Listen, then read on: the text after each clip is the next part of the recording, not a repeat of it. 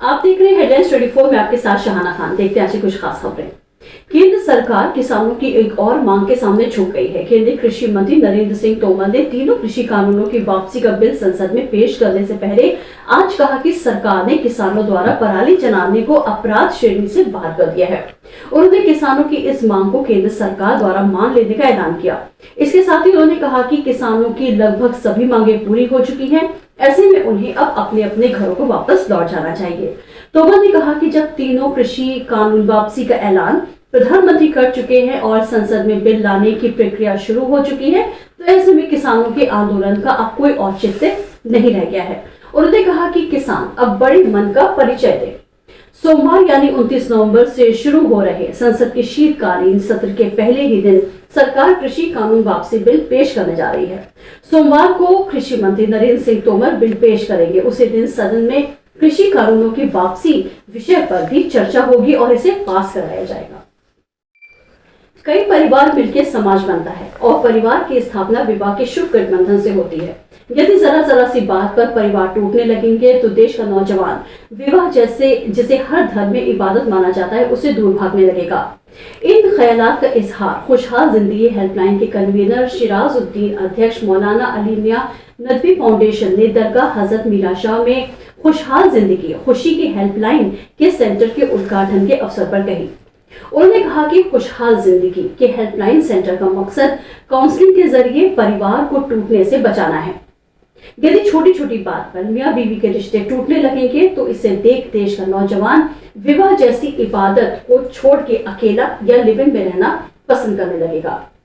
पहले दहेज प्रथा ने कन्या भ्रूण हत्या को जन्म दिया, फिर पति पत्नी के छोटी छोटी बातों पर झगड़े से तलाक के बढ़ते हुए मामलों से देश का युवा विवाह से कतराने लगेगा। हमने आज अगर परिवारों को टूटने से नहीं बचाया तो कल कोई भी रिश्ता समाज में बाकी नहीं रहेगा। कार्यक्रम में मुख्य अतिथि रुचिता चौधरी लखनऊ महिला अपराध शाखा की कमिश्नर ने कहा कि हमें अपनी सामाजिकता को साथ लेकर चलना होगा। पति पत्नी दोनों को बहुत संयम से काम लेने की जरूरत है। जो लोग अपने सुख परिवार के दूसरे सदस्यों से नहीं बांटते, उनका दुख बांटने वाला भी कोई नहीं होता। समाज सुधार के लिए कार्य करने वाली संस्थाओं को अपने यहाँ इस तरह की हेल्पलाइन खोलना चाहिए।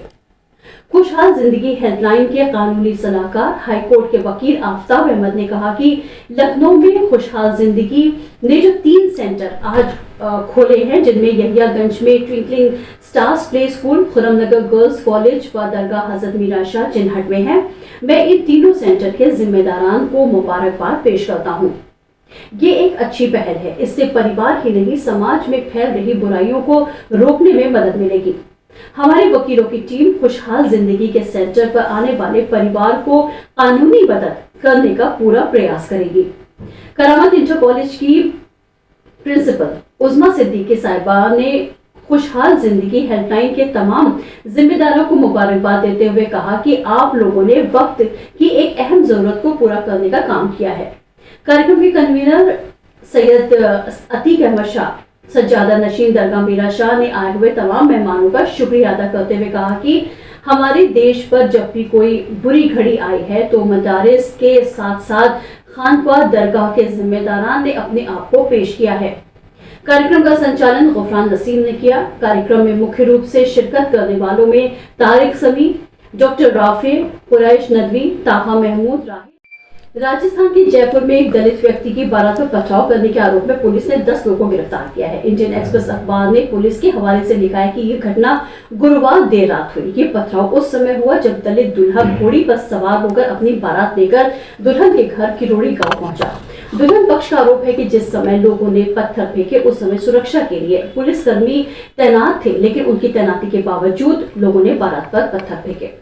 दुल्हन के पिता हरिपाल बलई के हवाले से इंडियन एक्सप्रेस में लिखा है कि हमारे गांव में दलित दूल्हे का घोड़ी पर चढ़कर बारात लेकर आना कोई आम बात नहीं है। मैं भेदभाव की इस परंपरा को तोड़ना चाहता था। मेरी बेटी और बेटे दोनों की शादी इसी महीने है। हमारे गांव में राजपूत समुदाय के लोग अक्सर ये कहते हैं कि वे हमें घोड़ी की सवारी नहीं करने देंगे। इस वजह से मुझे पहले से ही शक था कि कुछ गड़बड़ हो सकती है। इसीलिए मैंने इस संबंध में पुलिस प्रशासन और जिला प्रशासन के समक्ष आवेदन भी दिया था। भले कहते हैं कि पुलिस अधिकारियों ने उन्हें आश्वासन दिया था कि कोई अप्रिय घटना नहीं होगी, बलई का आरोप है कि पथराव करने वाले लोग राजपूत समुदाय से थे और वे उनके पड़ोस में ही रहते हैं। बलई का आरोप है कि उनके दामाद और बारात पर पत्थर इसलिए फेंके गए क्योंकि वे लोग दलितों को घोड़ी पर चढ़कर बारात लाता हुआ नहीं देख सकते। पुलिस का कहना है कि उन्होंने इस मामले में 10 लोगों को गिरफ्तार किया है और वो 10 लोग ये सभी राजपूत समुदाय से हैं। बेंगलुरु से पटना जा रही गो फर्स्ट फ्लाइट की नागपुर एयरपोर्ट पर इमरजेंसी लैंडिंग करवाई गई। फ्लाइट में 139 यात्री सवार थे। एक अधिकारी ने जानकारी दी कि तकनीकी कारणों से फ्लाइट की इमरजेंसी लैंडिंग की गई। सभी यात्री सुरक्षित बताए जा रहे हैं। न्यूज एजेंसी पीटीआई ने एयरपोर्ट की निदेशक आबिद रूही के हवाले से लिखा है कि पायलट ने नागपुर एटीसी से संपर्क कर बताया कि विमान के एक इंजन में समस्या आ रही है और उसने नागपुर हवाई अड्डे पर आपात स्थिति में विमान को उतारने का अनुरोध किया। हमने इसे पूर्ण पैमाने पर आपातकाल घोषित करके सभी आवश्यक व्यवस्थाएं की, जिसमें रेलवे, दमकल, डॉक्टर, एम्बुलेंस उपलब्ध कराना और पुलिस के साथ समन्वय की आवश्यकता शामिल है। सौभाग्य से विमान सुरक्षित तरीके से उतरा। देश के विभिन्न राज्यों में एक बार फिर से कोरोना वायरस सक्रिय होने लगा है। कोरोना संक्रमण ने स्कूलों में अपने पांव पसारने शुरू कर दिए हैं, जिससे स्वास्थ्य विभाग की चिंताएं बढ़ गई हैं। पंजाब में सरकारी सीनियर सेकेंडरी स्कूल पलाहड़ में 13 बच्चे संक्रमित पाए गए हैं। बच्चों के संक्रमित होने के कारण स्कूल में पढ़ने वाले अन्य बच्चों की भी सैंपलिंग ली जा रही है। मौके की नजाकत को भांपते हुए स्वास्थ्य विभाग ने स्कूलों में कोरोना से बचने के लिए सोशल डिस्टेंसिंग बनाए रखने, मास्क लगाने और सैनिटाइजर की व्यवस्था दुरुस्त करने के निर्देश दिए हैं। ऐसा माना जा रहा है कि अब तक बच्चों में कोरोना वैक्सीन न लगे होने के कारण कोरोना वायरस इन्हें अपना शिकार बना रहा है। कोरोना के मामले सामने आने के बाद सरकारी स्कूल को 10 दिनों के लिए बंद कर दिया गया है। स्वास्थ्य विभाग ने लोगों से अपील की है कि फिर से अपना पैर पसारने की कोशिश कर रहे कोरोना वायरस अपना पैर पसारने की कोशिश कर रहा है, इसलिए किसी भी प्रकार की लापरवाही ना बरते। सरकार द्वारा जारी सभी नियमों का सख्ती से पालन किया जाए।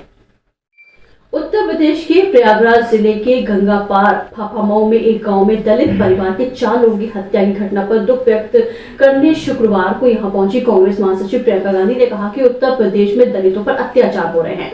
ऐसे में संविधान दिवस मनाने का क्या औचित्य है। पीड़ित परिवार से मिलकर उनकी पीड़ा साझा करने के बाद प्रियंका ने कहा, इससे पहले इस परिवार के साथ 2019 में, फिर 2020 में और 2021 के सितंबर में मारपीट की गई और अब उनकी हत्या कर दी गई। उन्होंने कहा, जब दबंगों ने 2019 में इस दलित परिवार के साथ मारपीट की थी तो पुलिस ने पहले कार्रवाई क्यों नहीं की और इन्हें सुरक्षा क्यों नहीं दी गई। प्रदेश में जहां जहां मैं जा रही हूं, मैं देख रही हूं कि दलितों को न्याय नहीं मिल रहा है। यहाँ दलितों के लिए, किसानों के लिए, महिलाओं के लिए न्याय नहीं है।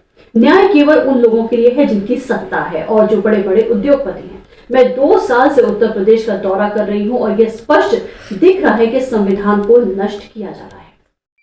नीति आयोग ने देश का पहला बहुआयामी गरीबी सूचकांक रिपोर्ट जारी किया है, जिसके बाद सियासी पारा गर्म हो गया है। आयोग द्वारा जारी आंकड़े में गरीबी के मामले में जो 5 राज्य टॉप पर है, उनमें से 4 बीजेपी शासित राज्य हैं। कहीं बीजेपी की अकेली पूर्ण बहुमत की सरकार है तो कहीं 1.5 दशक पुरानी गठबंधन की सरकार है।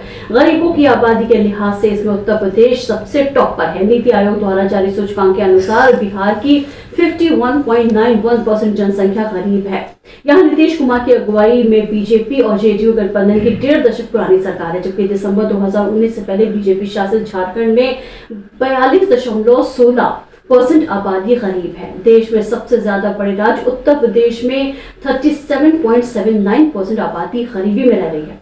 2011 की जनगणना के अनुसार यूपी की आबादी करीब 20 करोड़ है। इसकी 37.79% आबादी यानी 7,55,00,000 आबादी गरीब है।